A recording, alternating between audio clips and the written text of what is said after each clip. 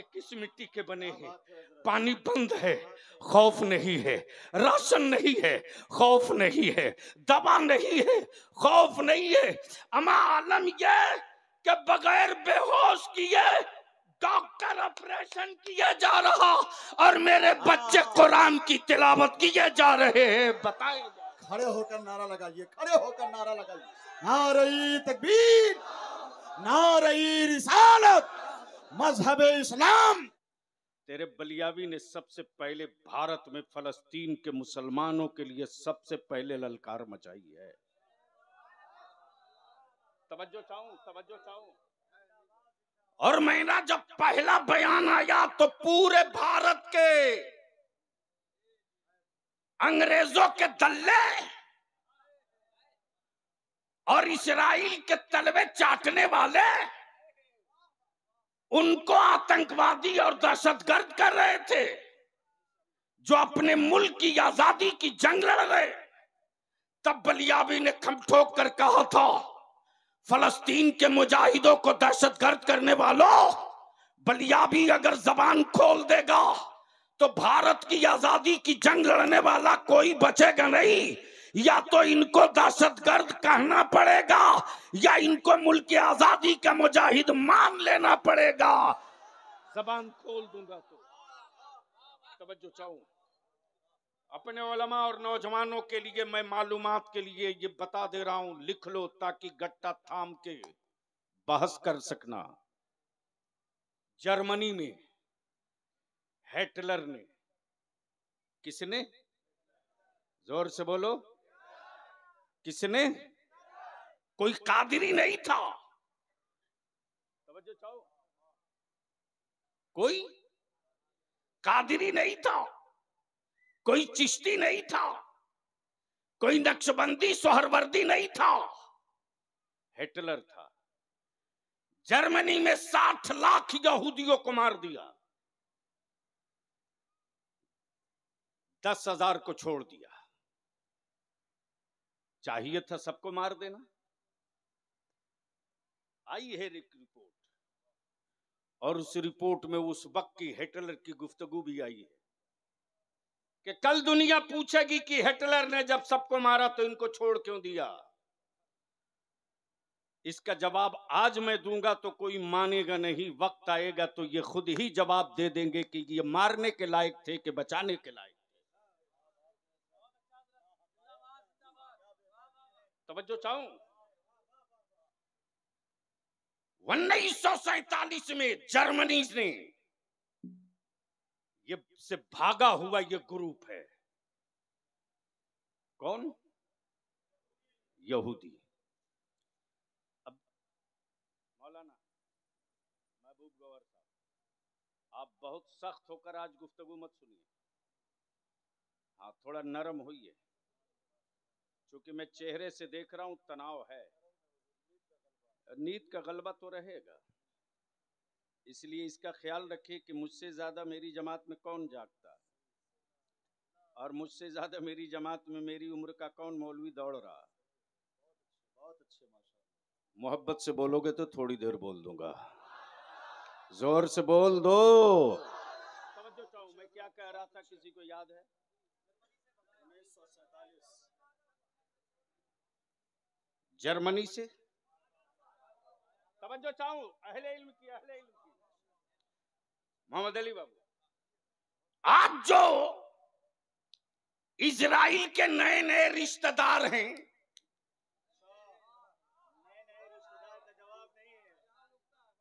चाहे अमेरिका हो या ब्रिटेन हो, कोई हो, या भारत में उनके कुछ रिश्तेदार तथाकथित दिखते,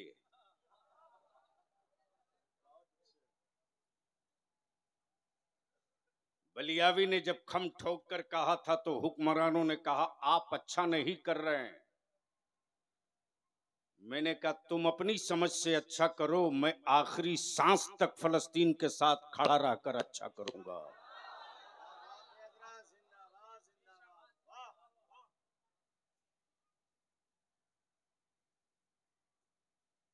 कहां गए वो रिश्तेदार जब जर्मनी से हिटलर ने इनको भगाया तो ना ऑस्ट्रेलिया ने जगह दिया, ना अमेरिका ने छुपने को जगह दी, न ब्रिटेन ने इनको उतरने दिया, न रशिया ने इनको पानी पीने दिया। लेकिन मेरे नबी का गुलाम कभी सख्त दिल नहीं होता। जब यह लूटा हुआ काफिला लौटा और फलस्तीन के साहिल पर पहुंचा तो फलस्तीन के ईमान वालों ने कहा, लूटे हो पनाह मैं दूंगा, उजाड़े गए हो बसाऊंगा मैं, भूखे हो खिलाऊंगा मैं, प्यासे हो पानी पिलाऊंगा मैं। बसा दिया। क्या किया? बसा दिया। बलियाबी कहता है, रिश्तेदारी का ऐलान करने वालों, तुम्हारे परदादा ने क्यों नहीं बसा लिया? लेकिन याद रखना, किसी भी धर्म मजहब के हो, ये भारत के डीएनए और भारत की मिट्टी की तासीर है कि भारत कभी भी जालिम के साथ खड़ा नहीं हुआ। यही भारत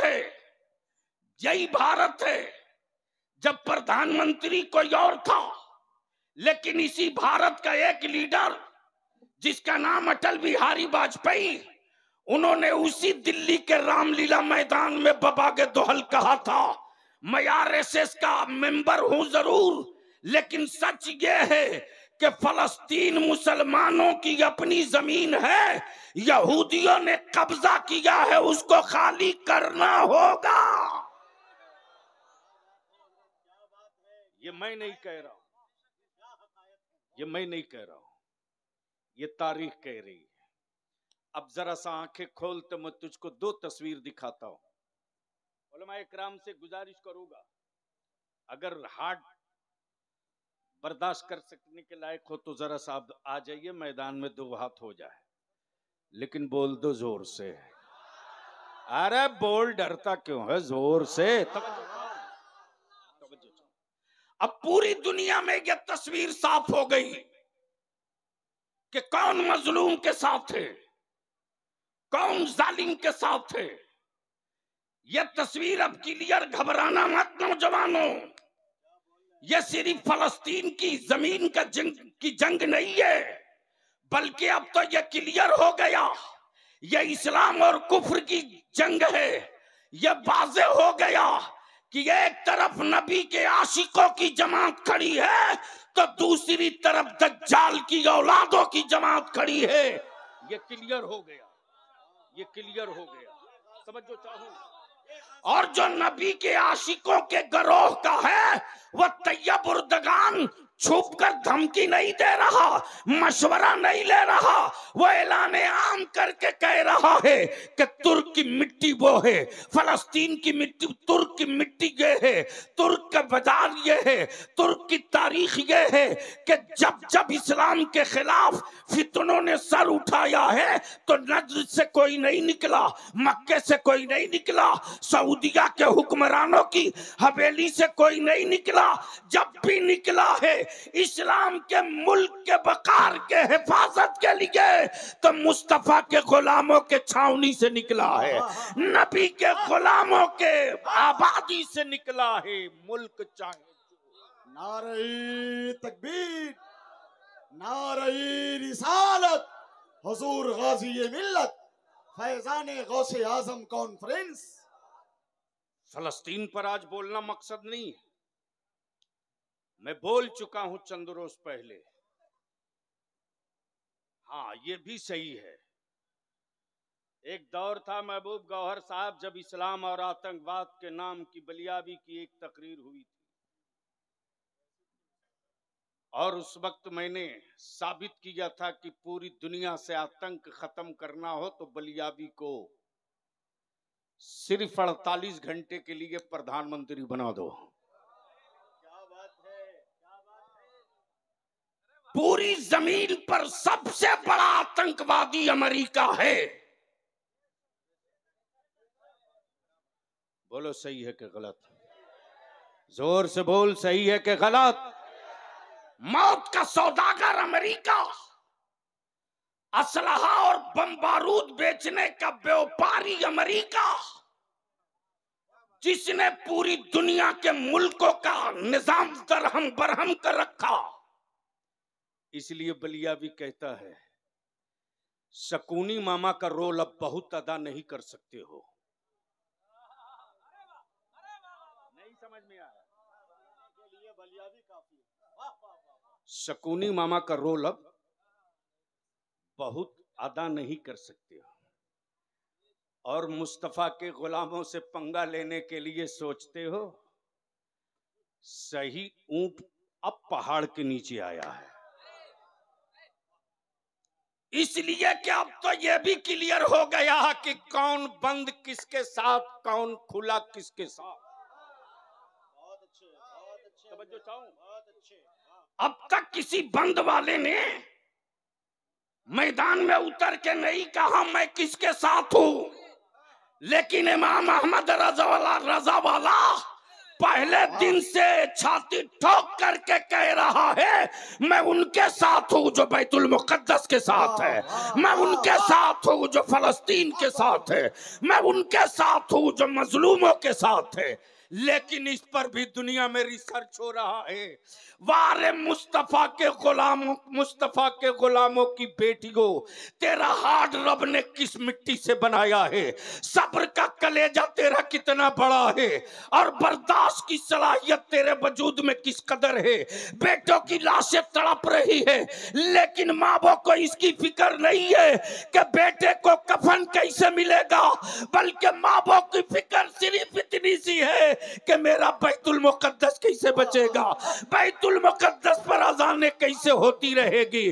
जवान अपनी शहादत दे रहा, लेकिन पलट कर ये नहीं कहता मेरे बाप में घायल हूं मुझे उठा लो, मेरे बाजू कट गए हैं संभाल लो, बल्कि दम तोड़ने वाला, शहादत का जाम पीने वाला हर जवान शहादत के मंजिल करीब जाके कह रहा, ए मेरा छोटा भाई, अब तक मैं मैदान में था, अब तू आंचल में मां के मत रहना, तू भी आ जा। ए मेरा बाप, अब तू मैदान में आ जा। इसलिए कि दुनिया इस पर रिसर्च कर रही है कि किस मिट्टी की बनी है फातिमा की कनीज़ें, किस मिट्टी की बनी है फातिमा की कनीज़ें, और किस मिट्टी के बने हैं ये मुस्तफा के गुलाम, जिनको न मौत डरा सके, न हुकूमत डरा सके, न लश्कर डरा सके, न फौज डरा सके, न लंचर डरा सके, न बम डरा सके, न हिटलर डरा सके, न हुक्मरान डरा सके। ये किस मिट्टी के बने हैं, ये किस मिट्टी के बने हैं? पानी बंद है, खौफ नहीं है, राशन नहीं है, खौफ नहीं है, दवा नहीं है, खौफ नहीं है। अमा आलम ये कि बगैर बेहोश किए डॉक्टर ऑपरेशन किए जा रहा, और मेरे बच्चे कुरान की तिलावत किए जा रहे हैं। बताएं, खड़े होकर नारा लगाइए, खड़े होकर नारा लगाइए, नारे तकबीर, नारे रिसालत, मजहब इस्लाम, लब्बैक या रसूल अल्लाह, लब्बैक या रसूल अल्लाह, लब्बैक या रसूल अल्लाह, या हुसैन, या हुसैन, या हुसैन, हुजूर गाजी मिल्लत, शेर अहले सुन्नत, दुआए रईसुल कलम अल्लामा अरशदुल कादरी। बैठ जाइए, बस जल्दी से सुनोगे तो बोल दो, बोल दो, बोल दो, बोल दो। तवज्जो चाहूं, तवज्जो चाहूं। जिंदाबाद, जिंदाबाद। रिसर्च इस पर हो रहा, तवज्जो चाहूं, रिसर्च इस पर हो रहा। अब अहले इल्म की तवज्जो चाहूं, एक नुक्ता आ गया मेरे बरेली का, तवज्जो चाहूं। उंगली में जख्म है उस्ताज़े ज़मन के, डॉक्टरों ने कहा ऑपरेशन होगा, उस्ताज़े ज़मन ने कहा डॉक्टर तेरे कहने से ऑपरेशन नहीं, अम्मी से पूछ लूंगा तब। बोल दो, बोल दो, बोल दो, अम्मी से पूछ लूंगा तब। हुआ ऑपरेशन, करा लो। डॉक्टर ने कहा मौलाना पहले इंजेक्शन लगेगा बेहोशी का, अल्लाह अकबर। उस्ताज़े ज़मन कहते कि अच्छा, मैंने ऑपरेशन की इजाजत ली है, बेहोशी की नहीं। कब बोलोगे? बोल दो, बोल दो। का अगर नहीं होगा, एनेस्थीसिया नहीं दिया जाएगा तो आप बर्दाश्त नहीं कर पाएंगे दर्द को। अल्लाह अकबर। उस्ताज़े ज़मन मुस्कुराकर कहते, डॉक्टर तेरे नश्तर लगने के बाद क्या उतना दर्द होगा जितना एक आशिक को मदीना छोड़ने का दर्द होता है? अल्लाह अकबर। क्या मदीने की जुदाई से ज्यादा दर्द होगा? डॉक्टर गैर मुस्लिम था, बोला मौलाना मदीने की जुदाई के दर्द का एहसास हमें नहीं है, लेकिन ये जो नश्तर लगेगा तो बड़ा दर्द होगा। उस्ताज़े ज़मन फरमाते कि कितना टाइम लगेगा तुम्हारे ऑपरेशन में? क्या इश्क का तार है साहब, क्या इश्क का तार है। बोल दो, बोल दो, अरे रंग में बोल दे, क्या इश्क का तार है। डॉक्टर ने बताया 10 मिनट। फरमाते उस्ताज़े ज़मन जा, मैंने तुझे 12 मिनट दिया, लेकिन ऐसे मत करना। हाँ, नश्तर लगाने से पहले धीरे धीरे पीन चुभोकर देख लेना, अगर मेरे जिस्म में हरकत हो तो ठहर जाना, और जब बिल्कुल कोई हरकत न हो तो अपना काम शुरू कर देना। बोल दो, बोल दो। डॉक्टर लेटने के बाद थोड़ी ही देर के बाद लगाया नश्तर तो देखा जिसमें थोड़ी सी सिकुड़न आ रही। रोक लिया, फिर इंतजार किया, फिर लगाया पिन, देखा अभी थोड़ी बहुत बाकी है। थोड़ी देर के बाद जैसे ही पिन लगाया देखा कोई जिस्म पर असर नहीं, न हाथ हिल रहा न पैर।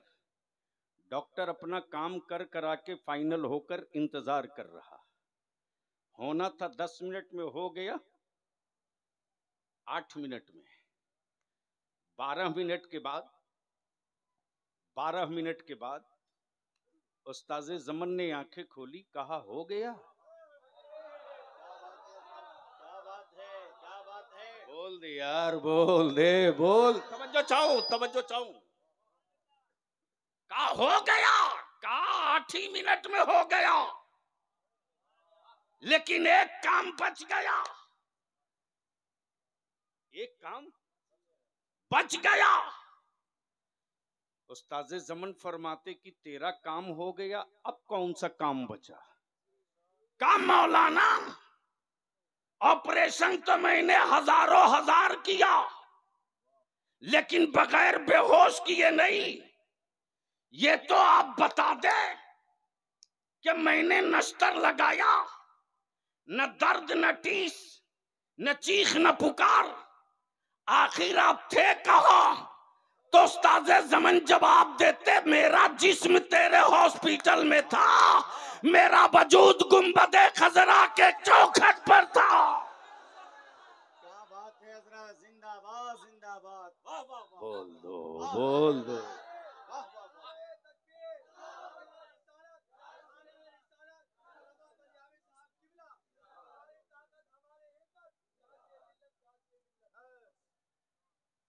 याद रखना मुसलमान नौजवानों,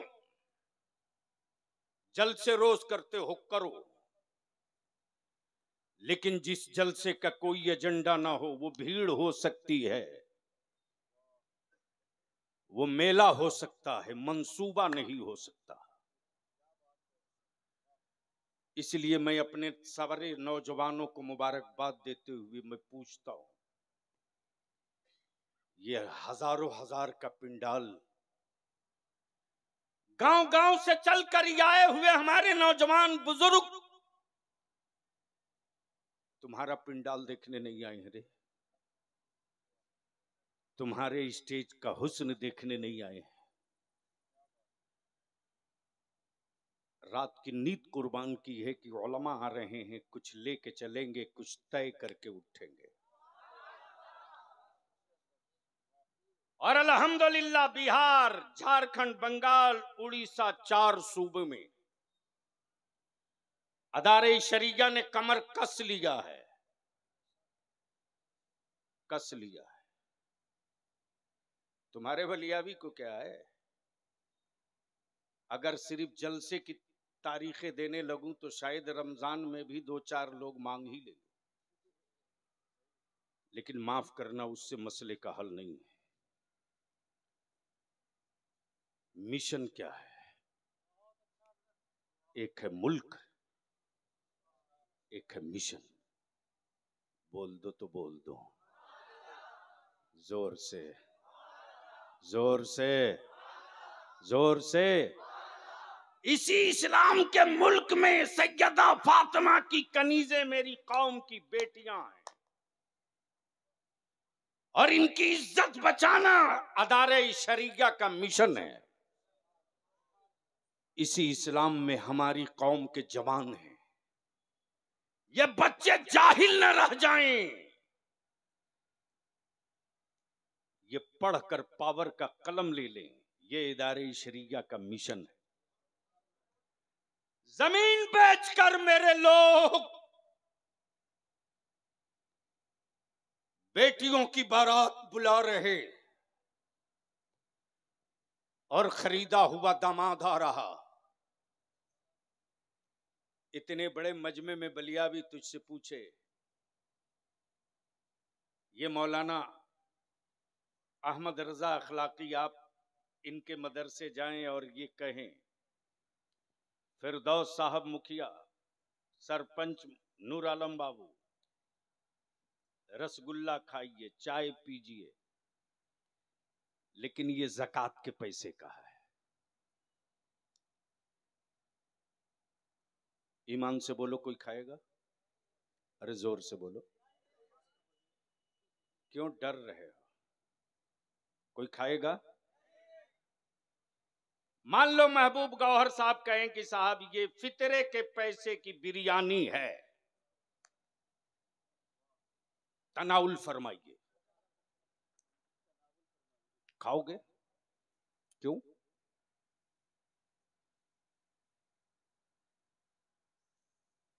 बलियावी इसी का जवाब चाहता है, दे दो तकरीर मुकम्मल। क्यों नहीं खाओगे? खाओ। तो आप यही कहोगे, मैं फितरा देता हूं, फितरा खाता नहीं। मैं ज़कात देता हूं, ज़कात खाता नहीं। मैं खैरात देता हूं, खैरात खाता नहीं। इंसाफ से बोल मुसलमान, वो कौन सी मस्जिद है जिस मस्जिद के दरवाजे पर मेरी कौम का कोई बूढ़ा अपनी इज्जत की चादर मस्जिद के सहन में डालकर भीख नहीं मांग रहा? वो कौन नेकाब पोश मेरी कौम की बेटी और बुजुर्ग मां है जो अपनी बेटी के निकाह के लिए तुमसे खैरात और ज़कात और फितरा मांग रही, और उसी पैसे से तुझको बिरयानी खिला रही, उसी पैसे से तुझको रसगुल्ला और थम्सअप पिलाया जा रहा है। एक आखिरी बात बता दो, ऊपर से लेकर नीचे तक बलियावी इसकी परवाह नहीं करता है कि दिल्ली का हुक्मरान नाराज होगा कि पटना का हुक्मरान नाराज होगा। बलियावी को एक ही जुनून रहता है, मेरे मौला सब नाराज हो जाए, तेरा महबूब नाराज ना होने पाए। तो अगर किसी के खौफ में नहीं हो तो 2 टुक बोलो, फलस्तीन के मजलूमों के साथ हो या इसराइल के जालिमों के साथ हो? जोर से बोलकर बता। जितने लोग फलस्तीन के साथ हो हाथ उड़ाओ, ऊपर से लेकर नीचे तक, ऊपर से लेकर नीचे तक, ऊपर से लेकर नीचे तक, किसी का हाथ नीचे ना रहे। मैं आवाज दूंगा ईमान वाला, तू किसके साथ? तो आप जवाब देना, फलस्तीन के साथ। ईमान वाला तू किसके साथ? दो बार दोहराओ, ईमान वाला तू किसके साथ? ईमान वाला तू किसके साथ? इंसाफ वाला तू किसके साथ? भारत वाला तू किसके साथ? अमन वाला तू किसके साथ? करबला वाला तू किसके साथ? अहमद रजा वाला तू किसके साथ? अहले सुन्नत वाला तू किसके साथ? नीचे करो। तो आज से नहीं, अब भी से ये जितना कोको कोला थम्स अप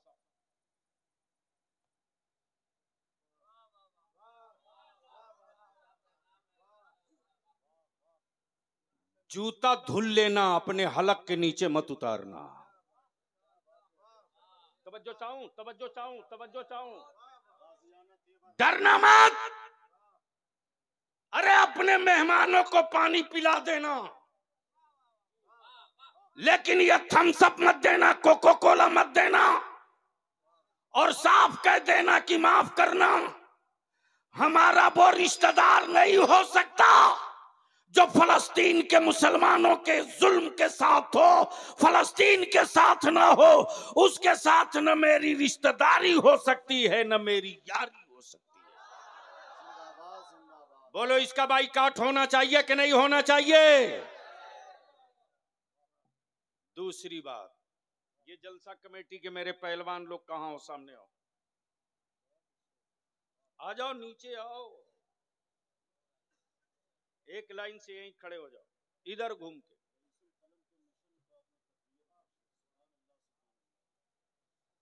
हाँ, नूर कहाँ गए? नूर कहाँ गए? नूर हाँ आ गए, बस इधर घूम जाओ। इस वक्त ये कौन सा गांव है? मुजफ्फरपुर के मझौलिया में सिर्फ ये हजारों हजार लोग ही आपको नहीं देख रहे हैं, बल्कि इस वक्त पूरा हिंदुस्तान नहीं, बैरून मुल्क भी आपको देख रहा है। अब ये जितने जलसा कराने वाले नौजवान हो, आइए बड़े साहब, माशाल्लाह, क्या बात रही, क्या बात रही। अच्छा एक बात बताओ, इसमें शादीशुदा कैठो हो, कुंवारे कितने हो? कुंवारा वाला हाथ उठाओ। 1 2 3, पूरा उठा। अरे मेरी तरफ क्यों देख रहा? 1 2 3 4 5 6।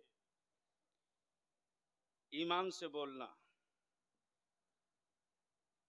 ससुराल वाला अगर तेरी कीमत लगाए तो बिकेगा? जोर से बोलो, जोर से। 10-5 लाख नगद दे तो, 4 चक्का दे तो, 1 आध बीघा खेत दे तो नहीं बिकोगे? क्यों?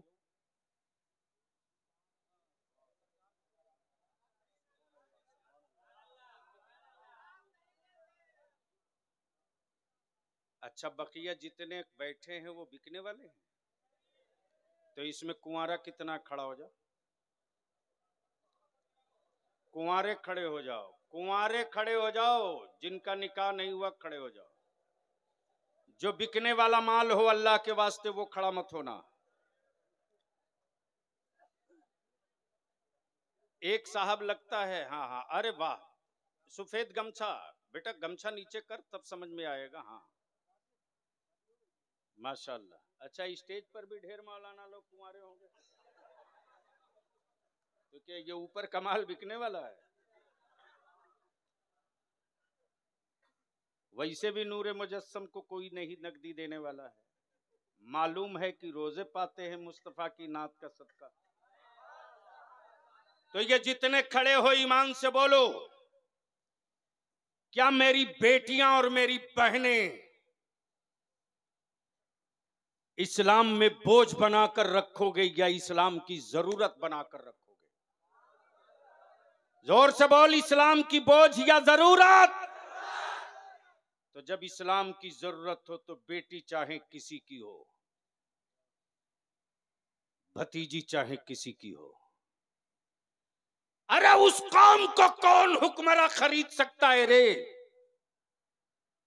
जो कौम गुंबदे खजरा की चौखट पे बिक चुकी हो। तो ईमान से बोलो, जहेज खत्म होना चाहिए कि नहीं होना चाहिए? तिलक को दफन करना चाहिए कि नहीं करना चाहिए? ये जो इदारे शरिया की तहरीक बेदारी चल रही है, ये चलनी चाहिए कि नहीं चलनी चाहिए? चलनी चाहिए कि नहीं चलनी चाहिए? आखिरी बात, मेरे रसूल की इज्जत पे हाथ डालने वाले बहुत से लोग इस वक्त भारत में सुपारी लिए हैं, और मेरे बच्चों को लावारिस समझकर कोई ट्रेन में शूट कर दे, कोई मॉब लिंचिंग कर दे, तो इन दोनों के खिलाफ कानून बनना चाहिए कि नहीं बनना चाहिए? जोर से बोल, बनना चाहिए कि नहीं? मुसलमानों के लिए सेफ्टी एक्ट बनना चाहिए कि नहीं? नबी के नामूस के लिए नामूसे रिसालत का कानून बनना चाहिए कि नहीं? तो इसके लिए संघर्ष करना पड़ेगा। निकलोगे? बुलाएगा इदारे शरिया बलियाबी तो निकलोगे? निकलोगे? निकलोगे? तो लालू और नीतीश जी का और राहुल का झंडा लेकर बार बार निकले हो, सर पे गुलामी की टोपी और हाथ में नबी की इज्जत का झंडा लेकर निकल पड़ो। और इसी 3 दिसंबर को लिख लो, कितने दिसंबर को? 3 दिसंबर को ताजपुर हाई स्कूल में, ताजपुर हाई स्कूल के मैदान में वहां के सेक्रेटरी और कौमी इत्तेहाद मोर्चा के लीडर, अदारे शरिया के मजलिस शूरा के रुकन मोहतरम जनाब फिरदौस मुखिया जी, और अभी सरपंच साहब से भी बातचीत हुई है, प्रमुख साहब से, जितना इस इलाके में गांव से आए हो 3 दिसंबर लिख लो, दिन में, रात में नहीं। इसलिए कि रात में निकले हो, किसी ने देखा किसी ने नहीं देखा, और जब दिन में निकलोगे छाती ठोक करके कहोगे कि अब हम निकल पड़े हो, रोक सकते हो तो रोक लो।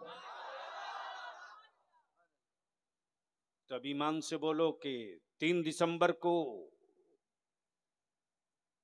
ताजपुर पहुंचोगे कि नहीं पहुंचोगे? हर गांव से नौजवानों अपने गांव का बैनर लगाओ, अपनी कमेटी का बैनर लगाओ, और सर पे टोपी और रबीउल अव्वल शरीफ का झंडा लेके उतरो, और बता दो कि हुक्मरानों, सबसे पंगा लेना, मुस्तफा के आशिकों से पंगा कभी मत लेना।